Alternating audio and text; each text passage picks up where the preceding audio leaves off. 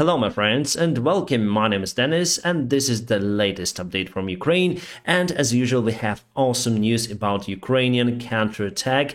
However, it slowed down a little bit in Kharkiv area, but we have some of the gains in other parts of the front line. Let's go to the hotspot to Kharkiv. So for today it is confirmed that we reached the Russian border all across here, the previously occupied territory. Here we have the gray area just across this water reservoir, but we were able to break through it from this direction near to Kupiansk and also Borova. And I expect that we're gonna go further to Svatove because it's the main hub for the Russian supplies. So obviously if we take that one, we're gonna cut Russian supplies not only in Lugansk but also in Donetsk areas. Mainly Russian forces escaped the possible encirclement by Ukrainians, and they basically moved their forces from this part. So for Ukraine it was too late, the decision was taken too late to start a counterattack from Liman, and obviously Russia put defense lines near to that city. That is why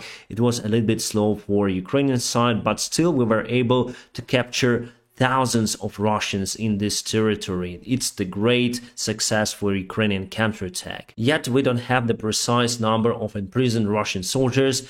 However, we know that we were able to capture around 300 Russian armored vehicles, including tanks, BTRs, and many more. So 300, it's quite a lot. And I expect more part of the Kharkiv area to be freed from Russian occupiers, and we're gonna go to the Lugansk area as well. About Liman, that's critical city for supplies, and let me show you. Here we have now the gray area. It means that the fighting is ongoing for the city, and we took Svetohirsk before. It was yesterday, it was taken yesterday, and now we push Russians from 3 directions, from Svetohirsk, from this part, and also from Ruzzia, because we were able to cross the Siversky Donets river over here. The bridges and the dam were intact, so for us it was very easy to cross the Siversky Donets river on the way to Liman. And now the fighting, I think, is ongoing for the city. Like yesterday I heard the information that we took that city. However, on this military map we have this city still under Russian control. And also it's said, Russian public say, that we took Bilohorivka. Bilohorivka is in Lugansk area, and just to remind you, Russia lost many of the forces. Then they try to enter Bilohorivka across the Siversky Donets river. They lost around 200 of the armored vehicles there and 2 battalions. Yeah, it's better to draw them in a red one, so it was before. Now Ukraine counterattacking from this direction, from Siversk side, and we got the information that Russians left Crimea. Crimea is over here. It's still under Russian control because our forces are unable to go there, but Russians already left the place. They're just afraid of being encircled by Ukrainian forces. Let's speak about those cities, Lysychansk and Severodonetsk. Remember the battle for Severodonetsk when Russia spent more than 1 month taking this city, and now Ukraine is pushing towards it. If it's correct that we took Bilohorivka, I would say that we are very close to Lysychansk, because here are just the fields, no obstacles, nothing. If we take Lysychansk, that will allow us also to fire towards the Severodonetsk, because it's on the high ground, I mean Lysychansk. Yesterday we got the information about possible Ukrainian attack towards Donetsk itself from Marinki direction, so from this side. However, I cannot confirm that information, my friends. Basically, this information was given by the Russian soldiers in the social media. Also from the same sources, we got the information that Ukraine is gathering huge forces near to Vuhledar and Velika Novosilka for possible strike to the south direction. So Russia do afraid that we probably gonna go to Mariupol. Also we got the information that Ukraine is gathering their forces near to Zaporizhia and probably gonna go to Melitopol. So for now that information is not confirmed, but I do expect that we will continue our counterattack. And let's go on the north once more, my friends. Now the counterattack is slowed down. Why? Because we need to put our supplies fuel, ammunition more closer to the front lines, as well as artillery systems. So we need to secure the territory that we already took, because there's always a possibility of the Russian attack on this unprepared territory, unprepared Ukrainian defense lines, and we need to prepare it and then move again. So I think we're going to prepare the defense lines all across the water reservoir and this river over here, and then we're going to move further to Lugansk region. As you can see, this offensive attack of Ukraine was very successful compared to the south, but still in the south we have some success. And today we got this gray area spread a little bit.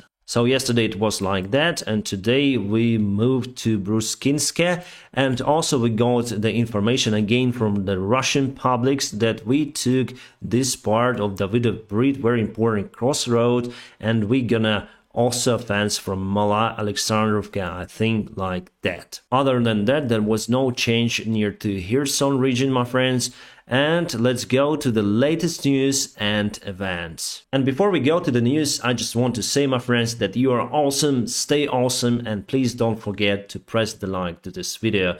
Let's continue watching. So we have the information about details of the Ukrainian counterattack. So obviously it was coordinated with the United States Pentagon, I think, and United States of America provided Ukraine with the surveillance data, satellite data, and everything that we needed for that attack. Also, instructors' help was provided to our soldiers, and miraculously everything went fine, absolutely great. First, they thought that we're gonna lose many more men, that we played this scenario, but after all, no one expected this advancement of Ukrainian forces, or it's better to say how fast Russians may run from the occupied territories. The Secretary of State Antony Blinken said that the counteroffensive of the Ukrainian army just been started, and we should expect many more news coming very soon. Wow, that's kind of intriguing, and I hope this war ends very, very soon, my friends, with the Russian failure. We see that they already failed this their operation in Ukraine. They call it special military operation, but definitely it is a war, and they simply don't have enough resources to continue it. At least they may put it to the standstill for some time, but we'll have more resources and more weapons delivered to Ukraine by United States and Western allies, and obviously we already turned the situation upside down for Russia, and they're gonna run away from our territory. So many more content is coming on my channel. We got $1.4 billion from International Fund. Well, it's not a great organization, I would say, but still now we need the money to sustain our economy. Still, we have banks working, we have everything working. Internet is fantastic as usual here in Ukraine, and it's dirty cheap. So, my friends, I'm very surprised how everything works in Ukraine during the state of war. Government and people of Ukraine send more help to free territories of Kharkiv region, so we'll have tons and tons of these food supplies and everything delivered to civilians, and it's awesome. Today is the funeral ceremony of Her Majesty Queen Elizabeth II.